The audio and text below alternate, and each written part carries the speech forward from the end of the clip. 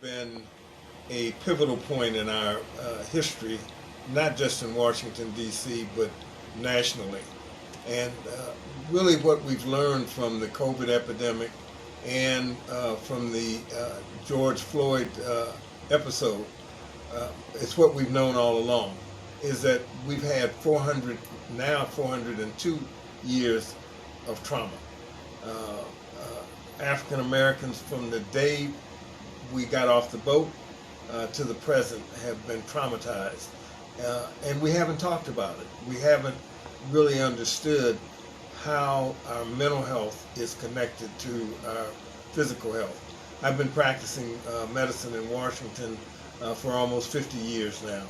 And it was about 22 years ago when I became the medical director of one of the 3 methadone clinics that I really learned what healthcare was all about.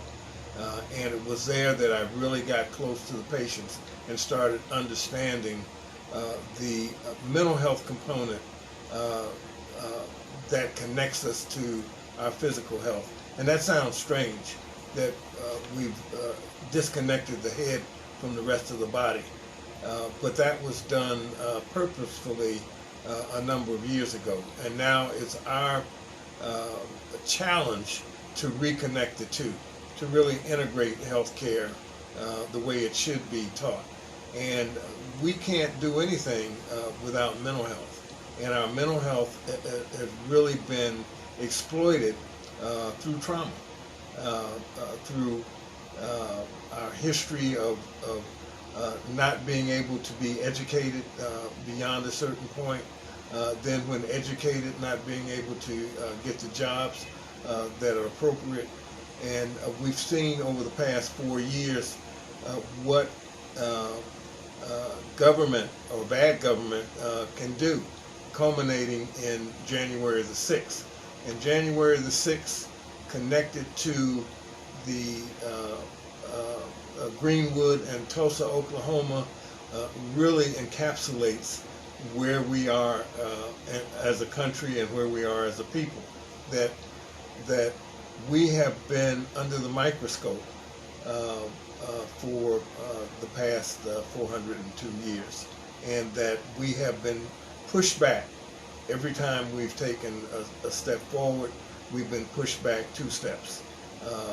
But now that we're beginning to really understand and speak up and talk about racism and how racism has impacted us not only as individuals and as a community, but as a nation, and that we will not be able to go forward. I think it's the COVID epidemic and all of the lessons that have come out of this episode, the fact that people should not be sleeping on the street or living clustered in shelters, that everybody deserves a space in this world, a protected space.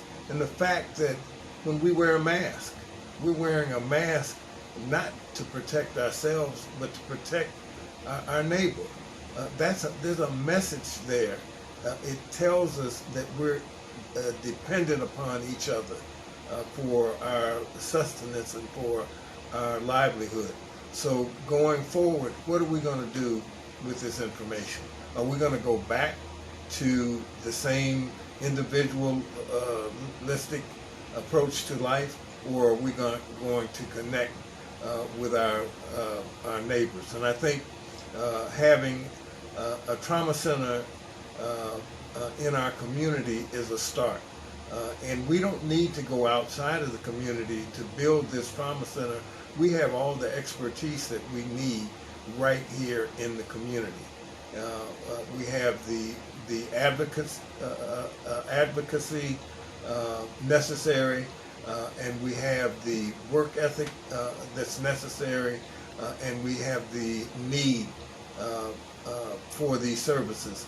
And again, nothing is going to work out from a physical standpoint until we really address anxiety, depression, and stress in our community.